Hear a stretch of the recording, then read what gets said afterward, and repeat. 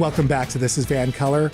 Earlier this month, Canada's Competition Bureau launched an inquiry into Vancouver-based athletic apparel juggernaut Lululemon, following allegations from an environmental group, Stand.earth, that Lululemon was misleading its customers with greenwashing marketing.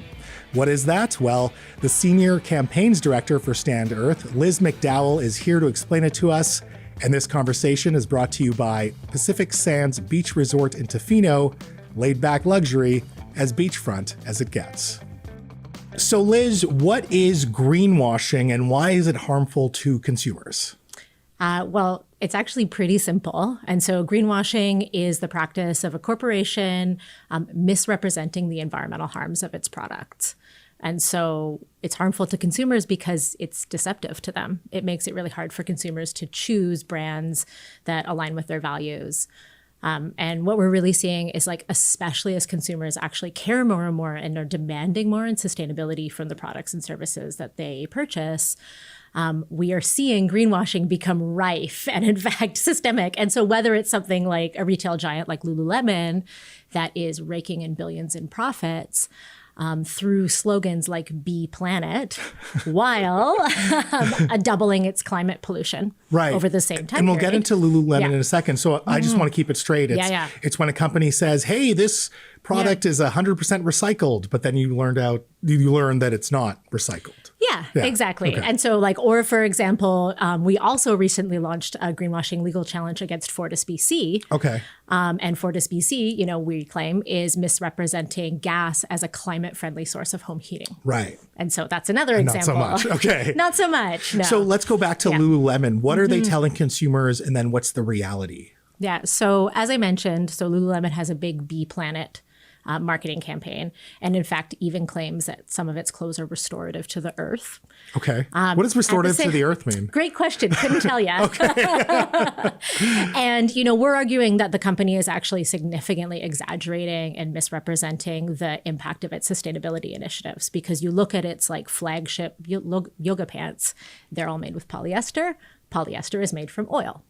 Right. And they're manufactured in factories that are predominantly run on polluting coal, methane gas, have a huge climate impact. And so, as I mentioned, this company, it raked in almost $10 billion in profits last year. It could certainly afford to be genuinely investing in powering its factories with renewable energy or using, less harmful products to make its clothes. Instead, what it's doing is, telling a big sustainability story while literally doubling its climate footprint, its greenhouse gas emissions in the same time period. Where do we draw the line? Because I can certainly see companies saying, hey, we care about the environment, which is a very broad statement, but not actually having its production or manufacture or sales that actually reflect that. So where do we draw the line of deception? That's a great question. And I think, in some cases, like in the Lululemon case, I think it's very clear that this is greenwash. Other times it's more nuanced. And so, what we look for is are they actually making an effort? Are they making investments? Where are they putting their profits? So for example, some, not a ton, but some clothing brands are actually investing in renewable energy to power their factories. Okay. Are actually investing in making clothes from less harmful fabrics. And so if we see that, then we're like, okay, you can market that initiative. But, when you say something really broad like Be Planet and you can't actually back up what that means, that feels like you're trying to trade off people wanting to feel good about their purchases and wanting to feel like they're contributing to sustainability and not to environmental harms, while you are, actually having a really bad climate impact. So it'd be like a junk food company saying our food is healthy, which again is a broad term, could mean a lot of things.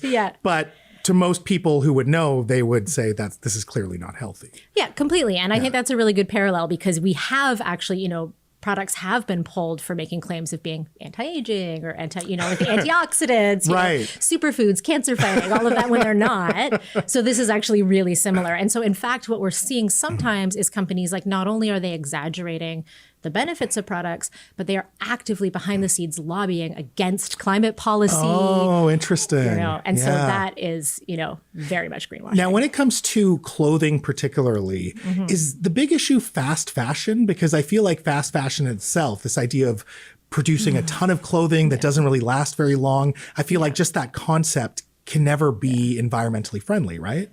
Yeah, I mean, I think so. I think there's a short answer and a long answer to what you're asking. And the short answer is with a short one and a medium one. Yeah, you got a couple minutes. Okay. So short answer is like, yes, absolutely, fast fashion is a problem. Yeah. And the medium answer is it's not the only problem. So for sure, the fashion industry writ large, multi-trillion-dollar industry, in fact, responsible for up to 8% of all greenhouse gas emissions worldwide. Massive and growing, like expected to keep growing. Okay. And so, you know, and it's not just fast fashion. Like most luxury brands, most athletic brands are not doing nearly enough to transition their supply chains to, for example, be powered on renewable energy, to use less energy in their production. And so like, is fast fashion a problem? Yes. And as long as they're producing more and more and more and more, is that a problem? Yes. And there is not a like clothing, not a clothing brand. Some are doing well, but most are failing. Like the vast majority are not doing what's needed. So actually, like it's a sector-wide problem. So really what I'm hearing is you're not letting rich people off the hook if they're buying luxury brands. Correct. Right? Because their luxury brands still may be harmful to the environment. Yeah. And in fact, probably still are quite harmful to the environment. Yeah. So, and I guess I also want to say, though, because I think so often this gets framed as like an issue for consumers to deal with. And I don't think that at all. Because I don't think like, what can we do? All we can do is look at what a company says and if it claims to be sustainable. Like we are doing our best. And so actually it's incumbent on companies to be doing better, making the investments and telling the truth so that we can make more informed choices. Because right now we just can't. You preempted me because that was literally going to be my question of like, what are we supposed to do? Yeah. So Liz, I appreciate your time tonight. Thanks so much for putting a lens on this and explaining it to me in a way that makes sense. Yeah, so happy to be here. Folks, that was the Senior Campaigns Director of Stand.earth, Liz McDowell. Check out their website at Stand.earth to learn more about them. And thank you so much to Pacific Sands Beach Resort in Tofino for supporting local conversations. Now stick around because in a whole show about consumer issues, JJ McCullough will be here to tell us why consumerism is actually a good thing. That's up next.